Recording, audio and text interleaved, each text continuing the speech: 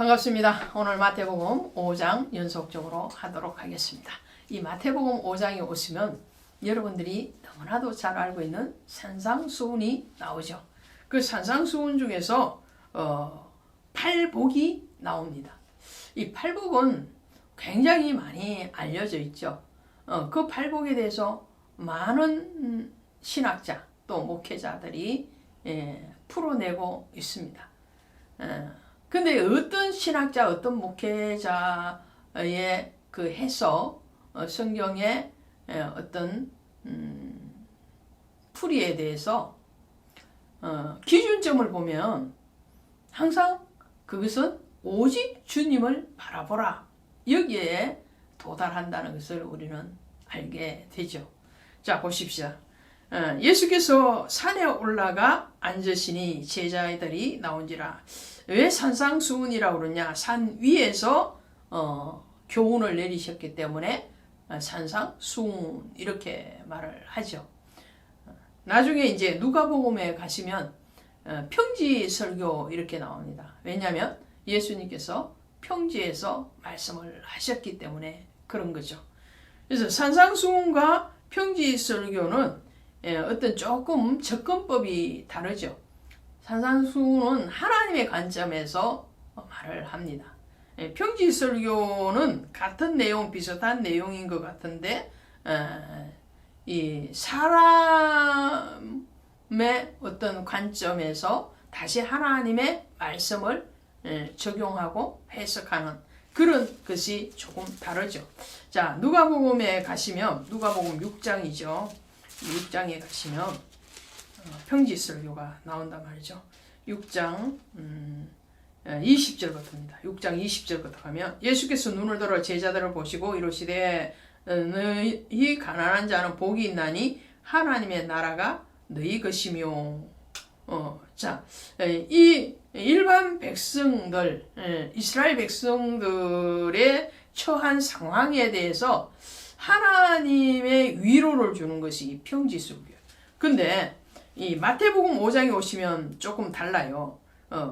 앞뒤가 바뀌는 걸 봐요. 어떻게 바뀌느냐? 자, 보세요. 3절 보세요. 심령이 가난한 자는 복이 있나니 천국이 그들의 것이며. 그래요. 심령이 가난하다, 마음이 가난하다 이런 거잖아요. 물질이 가난한 게 아니에요. 성경은 물질의 가난함에 대해서 풀어가는 그런 관점이 아니라는 거예요. 마음이 가난한 자, 이 마음이 가난한다라는 말씀은 내 마음에 주님의 부요하심, 주님을 믿는 그 믿음, 하나님이 주시는 그 은혜로 채워지기를 원하는 갈급함이죠. 은혜의 갈급함입니다. 그런 사람에게는 천국이 그들의 것이며 애통하는 자는 복이 있나니 그들이 위로를 받을 것이며. 여기에서 애통도 마찬가지예요. 내 삶에 대한 애통이 아니에요. 여기서의 애통은 바로 내가 하나님 앞에 의롭고 또 하나님의 자녀로 살지 못함에 대한 애통이요. 하나님의 나라가 이 땅에 이루어지지 아니함에 대한 하나님의 관점에서의 애통이에요. 우리 육신의 어떤 먹고 마시고 혹은 우리의 어떤 욕구를 채우기 위한 그런 애통이 아니라는 거죠. 그런 자들은 하나님의 위로를 받을 것이고 온유한 자는 복이 있나니. 이 온유는요 헬라어로 프라우스라는 말인데요, 겸손한, 길들여진 이런 뜻을 가지고 있어요. 이것을 스가랴서에서 겸손하신 예수 그리스도께서 나귀를 타고 오실 때에 그 겸손에 대해서 풀이를 할 때 이 온유한 헬라어 프라우스를 쓰는 걸 봐요. 자, 온유한 자는 뭐예요? 그러니까 하나님 앞에 순종되어지는 자예요. 그 하나님의 다스리심에 순종되어지는 자. 이렇게 이거요. 그래서 이렇게 이 산상수훈에 복 있는 사람은 이 복 있는 사람이 있잖아요. 시편 1편에 보시면 복 있는 사람은 그죠? 악인의 꾀를 쫓지 아니하며 죄인의 길에 서지 아니하며 오만한 자의 자리에 앉지 아니하며. 이게 복 있는 사람. 첫 번째 조건이, 그죠? 두 번째 조건. 이 복 있는 사람, 그렇게 하면, 어떻게 해요? 시절을 쫓아서 과실을 맺게 하겠다라는 거잖아요. 오늘 이 산상수훈에서 복 있는 사람의 기준은 오직 주님만을 바라보는 거예요. 오직 주님만을 바라보는 거죠. 믿음의 주여 또 온전케 하시는 이인 예수 그리스도를 바라보자 그랬잖아요. 그러니까 우리의 영으로도 육으로도 하나님을 바라보면 그 하나님의 관점에서 오늘 우리에게 복을 주시는 거예요. 그것이 이 산상수훈의 내용이죠. 그러면서 12절에 이렇게 말씀을 합니다. 11절부터 보시면 나로 말미암아 너희를 모욕하고 욕하고 박해하고 거짓으로 너희를 거슬러는 모든 악한 말을 할 때 너희에게 복이 있나니. 이거 맞지 않잖아요. 현실적으로 보면 우리를 박해하고 우리에게 욕하고 우리에게 악한 말로 대적하는데 어떻게 우리가 복이 있느냐는 거예요. 이 땅의 관점에서는 복이 아닌 거죠. 근데 주님은 뭐라고 말씀하시냐?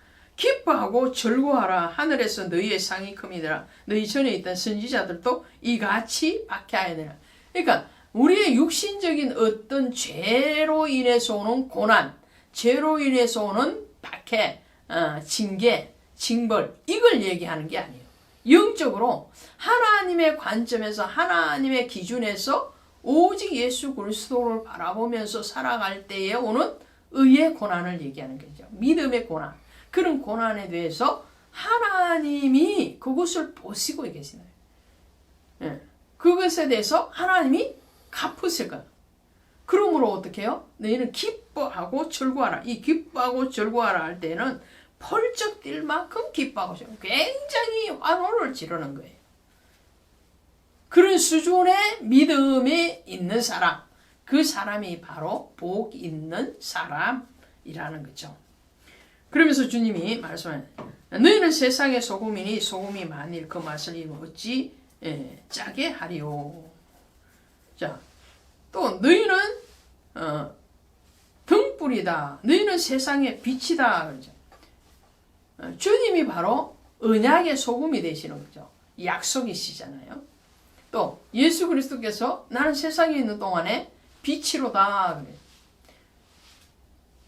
우리는 그 예수를 쫓아가는 하나님의 사람이기 때문에 하나님으로부터 온 그 말씀의 언약, 사랑의 언약을 붙들고 가기 때문에 오늘 우리도 세상에서 소금과 같은 언약적인 존재로서 그들에게 전파하고 가르치고 그리고 치유하는 사역에 헌신되어져야 된다.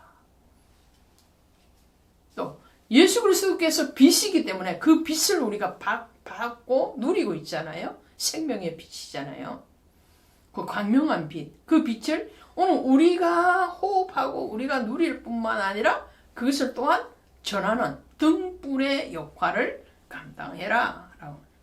그러면서 하시는 말씀이 내가 율법이나 선지자를 폐하러 온 줄로 생각하지 말라. 폐하러 온 것이 아니요 완전하게 하려 함이니라. 완전하게 하려. 율법은 미완성이었어요. 왜 그렇습니까?